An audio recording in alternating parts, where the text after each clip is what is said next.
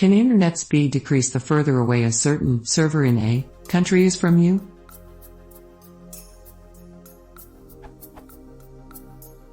Is there a general rule of thumb for how many thousands km your internet speed can naturally decrease and by how much?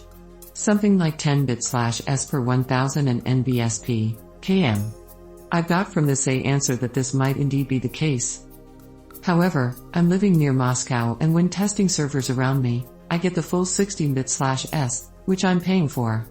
However, if I test my internet connection to a server in Tokyo, Japan, I don't get even a full bit/s screenshot or USA, Miami, around 3 bits/s screenshot. I am fearing for a great Russian firewall being established. Are my fears justified or is such a drop-off physically explainable?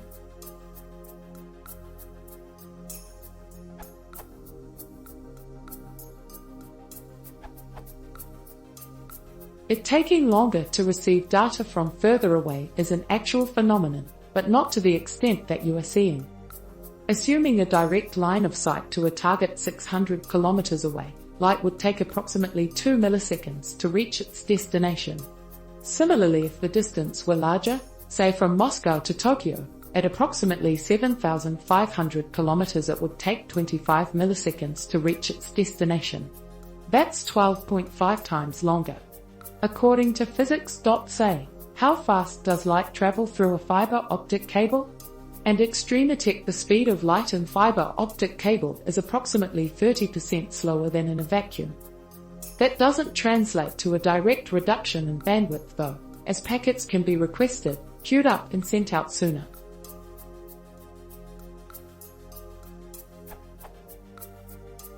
The problem is that you cannot get a direct line of sight to any place on the Earth, and even fiber optic cables have a maximum length that they can usefully be used over. You need repeaters, routers, firewalls, packet monitors and medium converters, microwave, fiber and copper, to transit large distances. These things all create choke points and limit bandwidth between places. It is entirely possible that your country and your destination country have a limited bandwidth link between them. Many countries have multiple links between them and their neighbors, and so a link to one neighbor could conceivably be faster to a link to another neighbor. Depending on routing setup, it is entirely possible to see the behavior you mention.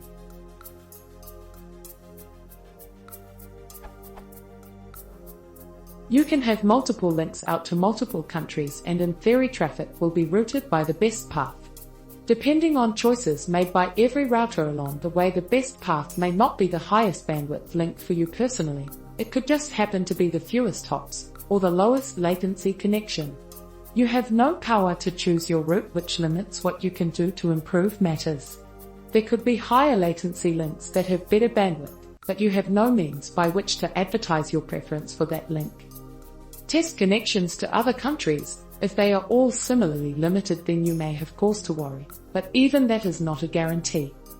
The Great Firewall of China can be inferred by more than simply its bandwidth limiting. It has a number of active filtering effects on the traffic that passes through it. Sites are blocked, and content is filtered.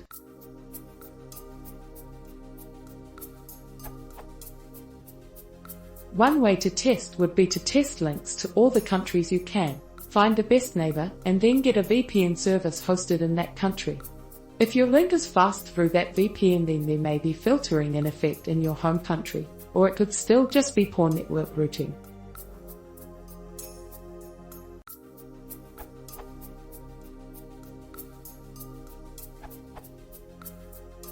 Obligatory Internet history. The case of the 500-mile email. The amount of data in flight at any one time is limited by the TCP window established between the two systems. In some cases, window effects can cause slowdowns. This URL. Plus there's the special considerations for really long distances. TCP in space. This URL. I would say there are 3 effects involved. 1. The amount of data in flight between the two systems is limited by the TCP window, and the round-trip time for an acknowledgement increased RTT for same window equals slower maximum speed.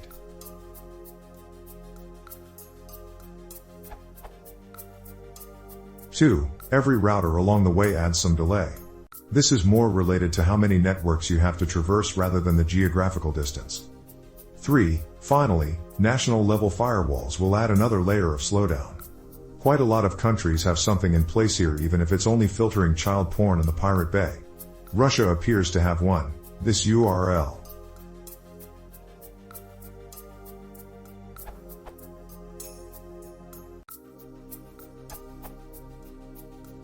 Well, the Great Russian Firewall can be in place too, degrading the speed. Then it would depend on how much information it collects, just established connection information, full connection content for analysis, etc. But I live outside Russia and FSB isn't advertising used technologies, so take it just as speculation. But what's more probably the reason, is your provider. Your provider may have excellent wide home connection, however the foreign connection access is definitely more limited. So if they buy a 1bit/s outside connection, then it depends also on the total aggregation in daytime. During the late night there will be fewer people on the net, so you can get more from the total bandwidth of your provider's foreign connection than during 7 PM, when everybody is at home and children on YouTube.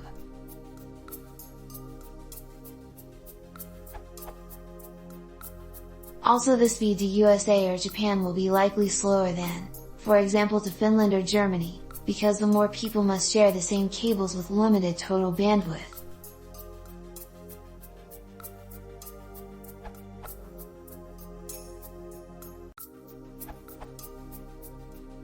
Yes, and no, it is not internet speed, and it is not speed per se. Speed. Speed is a very imprecise wording which intermingles two different things that are widely independent but interact with each other, latency and bandwidth. Also, the speed that you observe is not internet speed. It is a very complex mixture of many things that happen on your end, your computer, on the other end, server, and on several points in between. Which may be a totally different thing with the next server that you access, even if that one is just as far away, or farther. Bandwidth.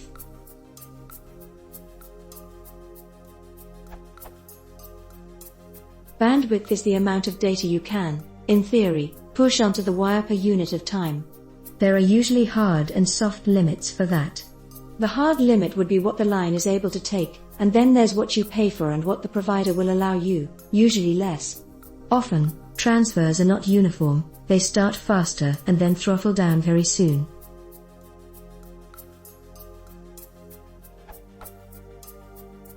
For example, I have a 96 Mbit/s uplink with a physical line capacity of 112 Mbit/s.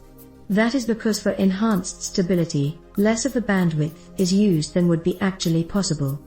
However, I only pay for 50 Mbit/s, which is way enough for my needs, and €10 per month cheaper, despite actually getting 96 Mbit/s. Wait. How does that work? Why would anyone pay more money then? Well, I transmit everything at 96 Mbit/s, but the provider will, after a very short time, less than 0.1 seconds, covertly block me, and only allow more data to be sent/received once enough time has passed so I'm within the quota that I paid for. Thus, on the average, I have my 50 Mbit/s. Very similar things happen at several locations within the internet where your traffic will pass through, too, without you ever knowing. Traffic is being shaped according to importance, sometimes with unknown metrics, and, while controversial and disputed, see net neutrality, according to who owns the cable and what people pay.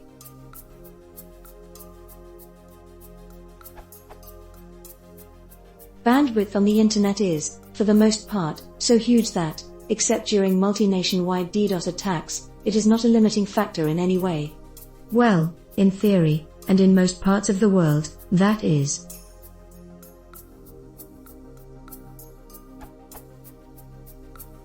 There are however bottlenecks, one is at your end, the next obvious one is at the server's end, and there exists the very real chance that if you interact with a server in a different geographical location, especially a third world country, that total bandwidth will be significantly worse than either of the two. Some countries in Southeast Asia have international uplinks that are not much higher than what a handful of individual home users have in other countries, or even in the same country.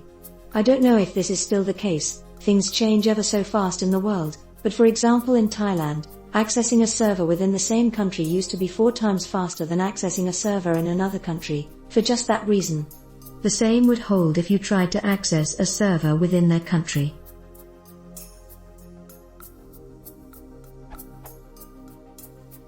Even though bandwidth within your location may be high, it is the slowest connection in the chain that limits how much data you can push through, just like in a water pipe.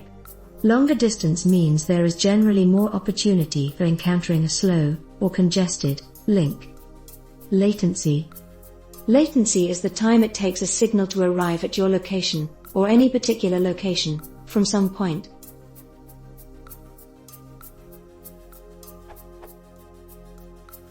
First, there is the speed of light, which is not constant and, being a hard physical limit, cannot be worked around. Why am I saying not constant? Well, because reality is even worse than theory. The speed of light is really an upper bound, measured in vacuum. In a copper cable or even more so in a fiber optic cable, the measurable speed of light is easily something like 30% slower than in vacuum, plus the actual distance is longer. That's not only because the cable is not in a perfectly straight line, but also because the light travels along the fiber zigzag, bouncing off the walls, total internal reflection. It is a tough challenge, this means, impossible, to make the speed of light significantly faster.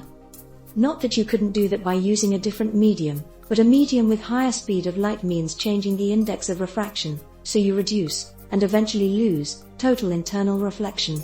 Which means unless the signal goes in a perfectly straight line, the signal doesn't arrive at the other end anymore.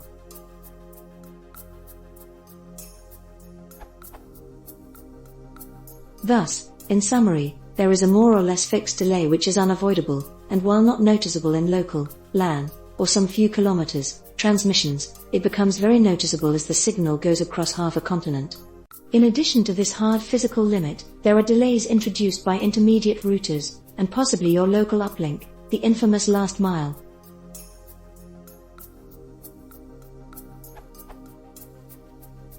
For example, on a typical ATM-based home internet connection, you have a delay of about 4 milliseconds only for your datagrams being needlessly encapsulated in PPP and chunked up in 53 byte-sized ATM frames, being sent over to the DLAM, routed within the provider's ATM network, and being reassembled before entering an IP network again. The reason why this is done is historic. Once upon a time, ATM seemed like a good plan to enable low-latency high-quality phone calls over long distances. Once upon a time, that was in the 1980s, but alas, telecom providers move slowly. Even for many installations that have a fiber in their name, in reality copper wire is used for the last dozen meters. The fiber not rarely ends in the street, though real fiber to the basement does exist.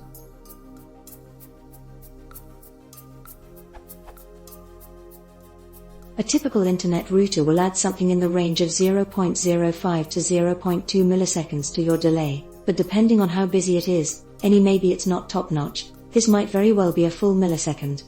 That's not a lot, but consider that having 6 to 8 routers in between you and the destination server is not at all unusual, and you may very well have 12 to 15 of them on a longer distance. You can try running trace at some .server.name to see yourself.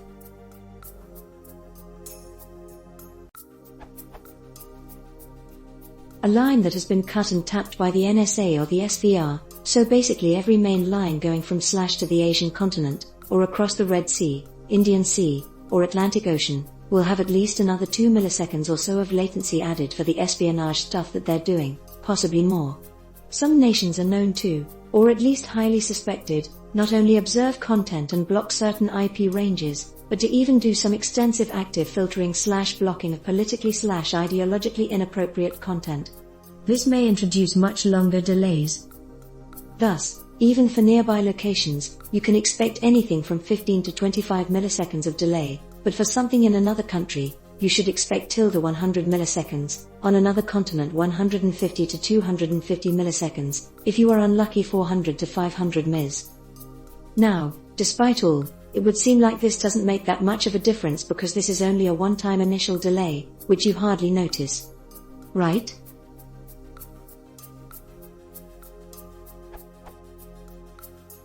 Sadly, that is not entirely true. Most protocols that transmit significant amounts of data, like for example TCP, use a form of acknowledge-driven bandwidth throttling, so the amount of data that you can push onto the wire depends on the time it takes to do a full round trip, there and back again.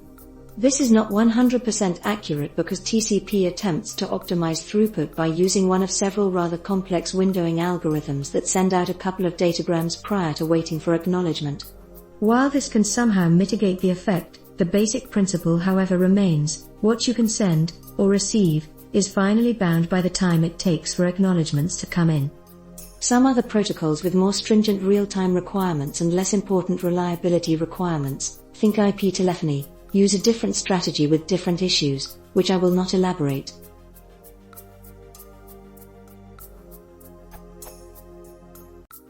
You can see what a big impact latency has if you compare a poor TCP implementation, Microsoft Windows, with a better one, Linux. While they both speak the same protocol and seemingly do the exact same thing, they do not cope with latency compensation equally well. I own a desktop computer, 6700K processor, 64 GB RAM, Windows, and a Synology disk station, low power ARM8 chip, 1 GB RAM, Linux. The desktop computer, connected to the same router, while being many times more powerful, cannot fully saturate the 50 Mbit/s line when downloading from national or within EU servers, 15 to 20 milliseconds RTT, even with several concurrent downloads in flight. The Meek disk station has no trouble with completely saturating the line on a single download, getting 15 to 20% more throughput, same cable, same everything.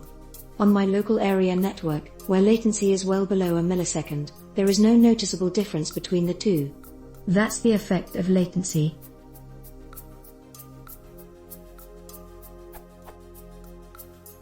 Speed. Again. In summary, yes, you can expect speed to go down as distance increases, mostly because latency increases, and to some extent because you may have lower bandwidth connections in between. For the most part, the effect should however be tolerable.